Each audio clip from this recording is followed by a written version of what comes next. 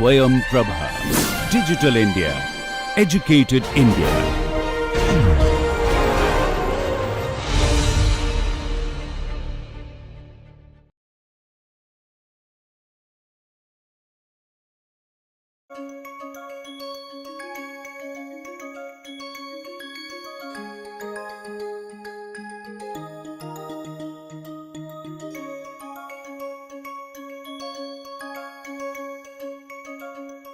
So, let us now start on with constrained optimization,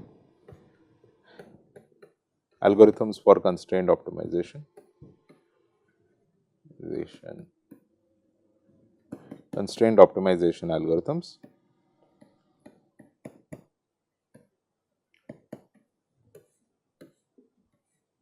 Now, there are the constrained optimization methods for constrained optimization are again extremely varied, and there are many different types of methods out there.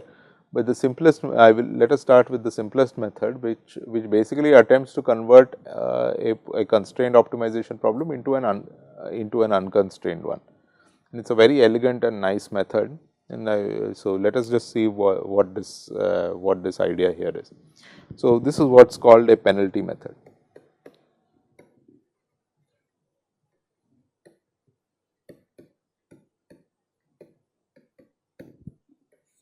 So in a constrained optimization problem, what we are faced with is a problem like this. You want to minimize a function f subject over a set S.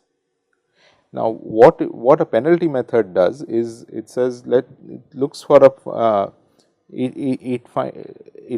function p. So introduces a function p. Introduce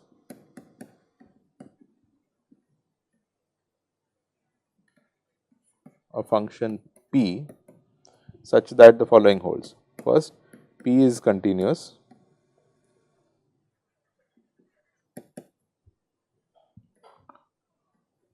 Two,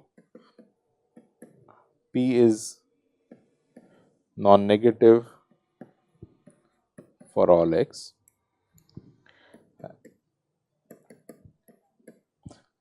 And 3, so p is a function now from Rn to R. So, it is defined on the entire space. So, it is continuous, it is greater than equal to 0, and it is 0 if and only if it is 0 if so p of x is equal to 0 if and only if x is in S. So, when you are in the set, it's when you satisfy the constraints or you are in the feasible region, then p is 0 and everywhere else it is positive. But unlike the kind of function that we had seen in when we were talking of duality, where we had defined this sort of, if you recall, we had defined these I0 and I plus functions which went from 0 to infinity outside the feasible regions. The function p is a continuous function. So, it is not just it's not an ill behaved function. Okay. So, it is a continuous function. It is 0 on the feasible region, and outside it is positive. But because it is continuous, it will bring with it a little bit of baggage. It means that it's it's not going to be it's not going to give you an exact reformulation of the constrained optimization. You would need to do a little bit more work in order to solve the constrained optimization problem using the penalty function. Okay. So, first let us look at a few examples of this sort of function. So let us say, suppose my constraint S, so write here examples.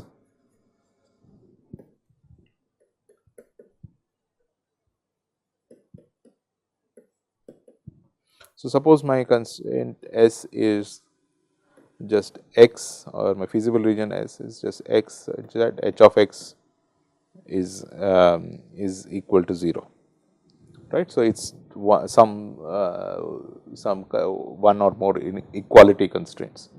So, in that case, what is the correct penalty function for this sort of set? So, one can take, for instance, p of x as simply norm h of x.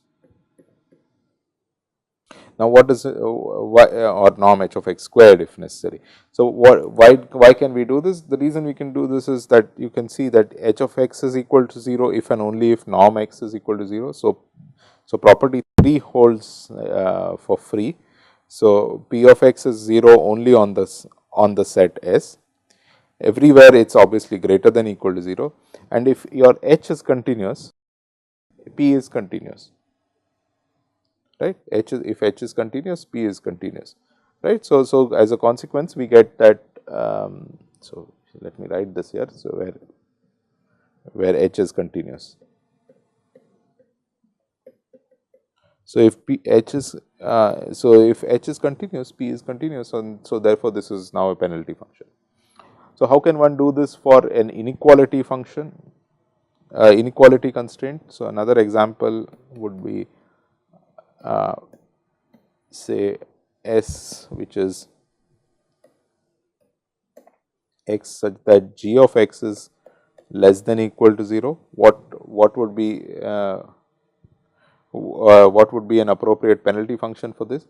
Well, one can do take for example p as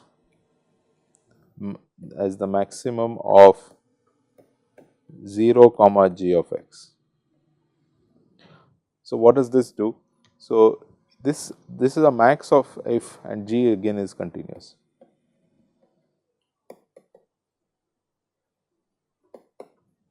Now what does this p of x do? The p of x is the maximum of 0 and g of x. So when so it's a maximum of two continuous functions. One is just a constant function. See, it's a maximum of two continuous functions. So it's also a continuous function. So it satisfies 1. It's a maximum of 0 and something. So it's always greater than equal to 0. So it satisfies 2. And when is this equal to 0? Well, this would be equal to 0 only when gx is itself less than equal to 0. So when this is less than equal to, p of x is equal to 0 if and only if g of x is itself less than equal to 0. So consequently, it satisfies 3 also, right. So this gives us another penalty function, another kind of penalty function.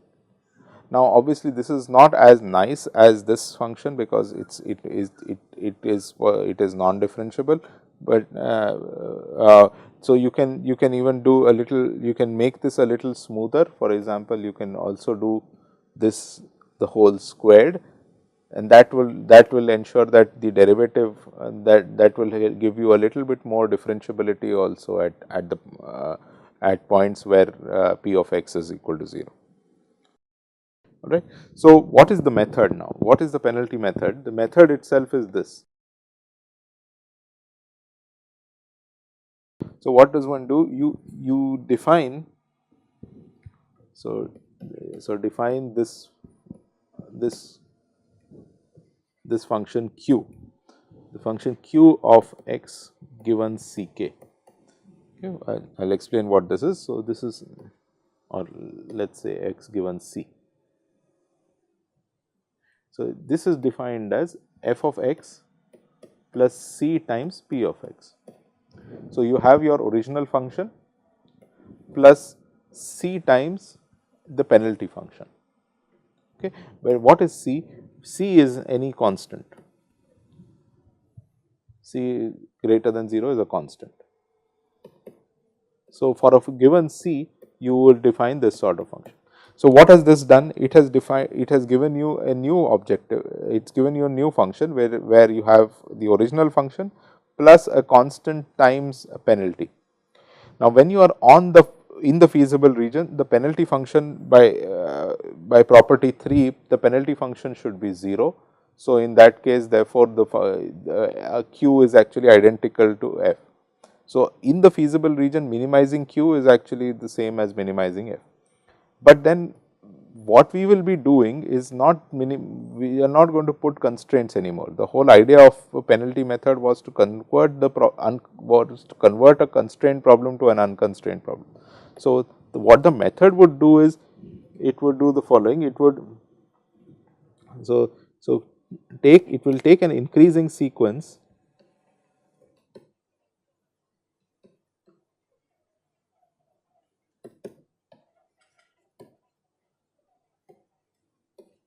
Ck going to plus infinity.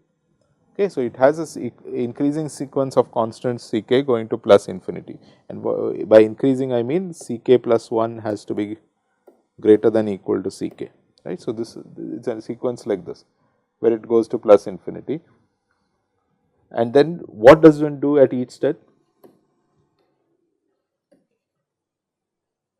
For each k,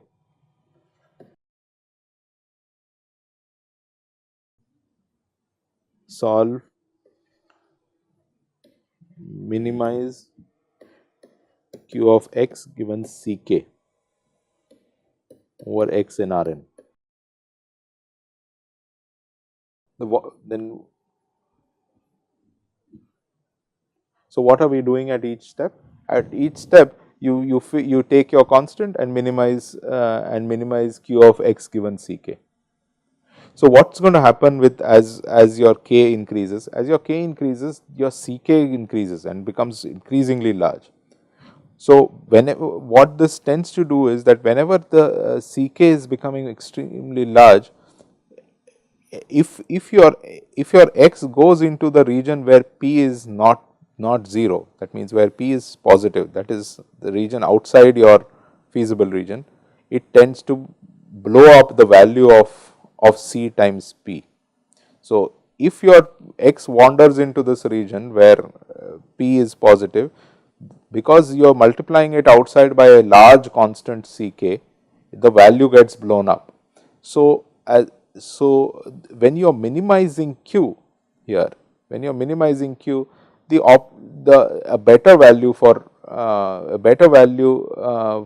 x can be found where in the region where p is actually 0, that means in the region S itself. So, what it does is as k becomes larger, the minimization tends to gravitate more and more towards this minimization, this unconstrained minimization in effect tends to gravitate more and more towards the feasible region S, and it starts looking for solutions in the region S itself, although you have not actually imposed them as constraints. Though you have not imposed them as constraints, it sort of implicitly looks for those for solutions in that region, because outside that region the objective value itself becomes very large. So it becomes so the iteration will tend to look for those for solutions there, right. So the result that we have for this is let me state it as a theorem. So let xk, so this suppose the iterate generated here is xk. So let xk be generated by the penalty method above.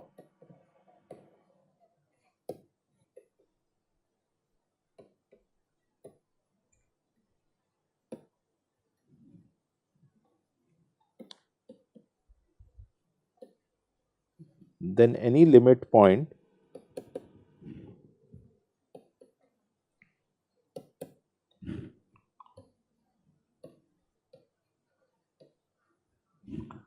x of the sequence xk is a solution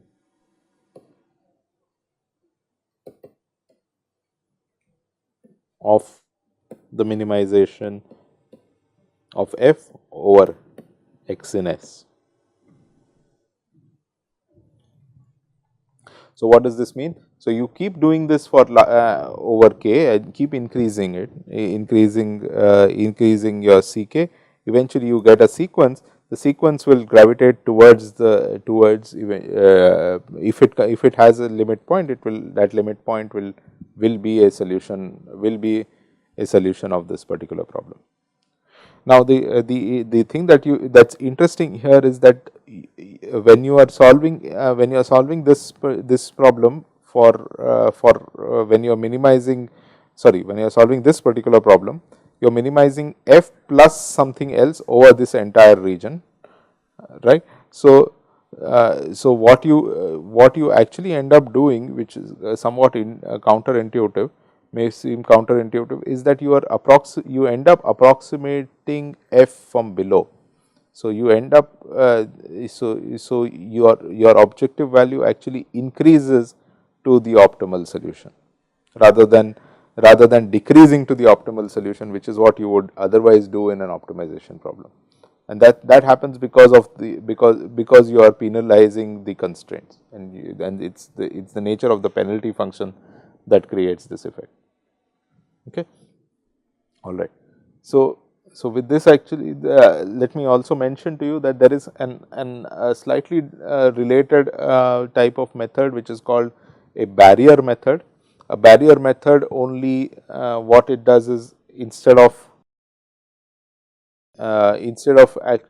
penalizing the entire constraint, it tends to penalize the approach towards the boundary. So, as you go towards the boundary, the barrier function blows up, and so it tends to keep you within the constraint. So, in a penalty method, you are searching all over the space in the entire space Rn without going out of the without imposing the constraint, and then eventually you end up inside the constraint. Whereas in a barrier method, you do not impose the constraint, but you impose you penalize movement towards the barrier, towards the boundary of the constraint. So, that gives you a different type of method. All right. All right. So, with this I think I will end today's lecture. We will continue on with more optimization algorithm in the next lecture.